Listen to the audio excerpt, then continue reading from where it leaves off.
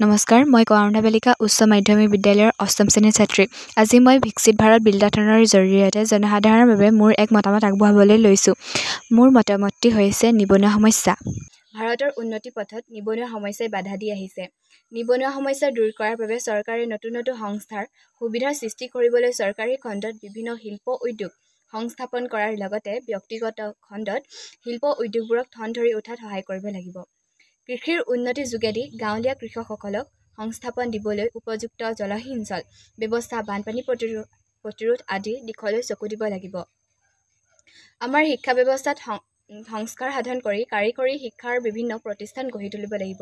গতিকে চৰকাৰে এতিয়াৰ পৰাই সকলো বিদ্যালয়তে চিলাই, কাটিং, এম্ব্ৰইডাৰিং আদি প্ৰশিক্ষণ দিয়াৰ ব্যৱস্থা হাতত ল'ব লাগে, যাতে ভৱিষ্যতে মানুহে বৃত্তিমূলক শিক্ষাৰ যোগেদি জীৱন নিৰ্বাহ কৰিব পাৰে। বৃত্তিমূলক শিক্ষাই মানৱ সম্পদ উন্নয়নত যথেষ্ট ভূমিকা পালন কৰে।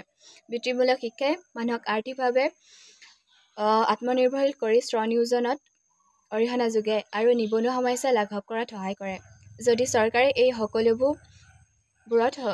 সকলোবোৰতে সঠিকভাৱে গুৰুত্ব দিয়ে, তেন্তে ভাৰতত নিবনুৱা সমস্যা যথেষ্ট কমিব আৰু ভাৰতৰ উন্নতি পথৰ বাধা আঁতৰিব। ধন্যবাদ।